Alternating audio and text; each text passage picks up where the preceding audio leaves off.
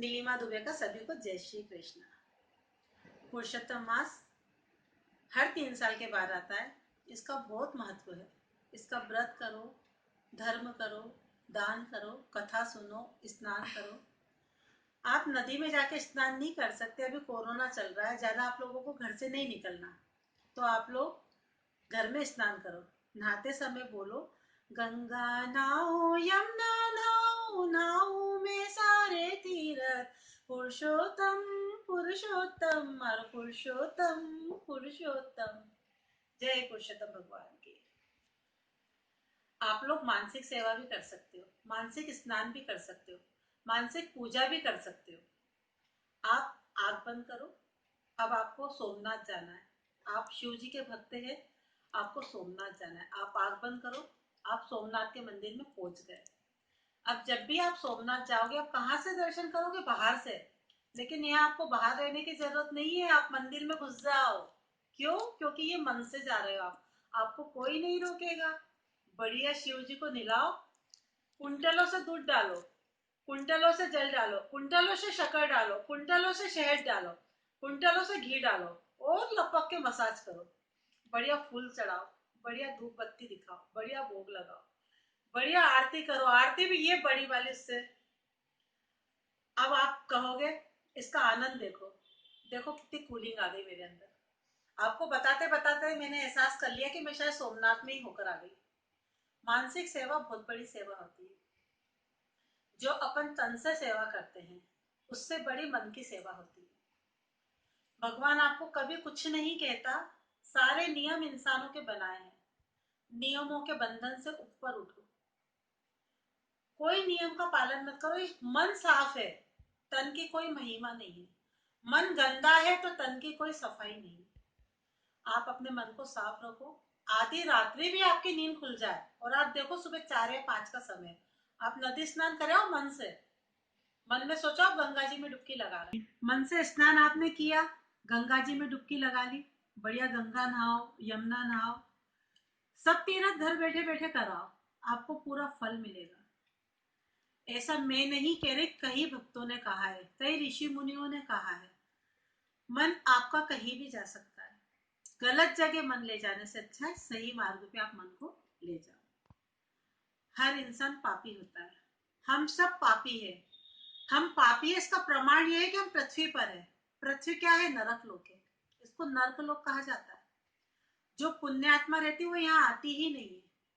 जो पाप आत्मा रहती है वो यहाँ आती है, यहाँ आकर अपने पाप धोने आती है। लेकिन इंसान नहीं समझता। सांसारिक मोह में, लोभ में, ये चकाचौंध में वो फंस के रह जाता है। पहले 100 वर्ष की आयु होती थी तो 60 वर्ष में संन्यास बड़े बड़े राजा महाराजा ले लेते थे। अरे उन्हें क्या जरूरत थी जाने की? उनके पास भोग विलास की कौन सी कमी थी? कौन सा उनका शरीर शिथिल हो गया था कि वो कुछ नहीं कर सकते थे?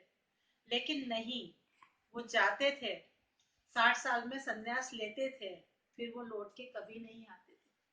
अपनी पूरी आयु भगवान का नाम लेते लेते, फल खाते खाते जंगल में ही वो व्यतीत करते थे। हम जंगल में नहीं जा सकते।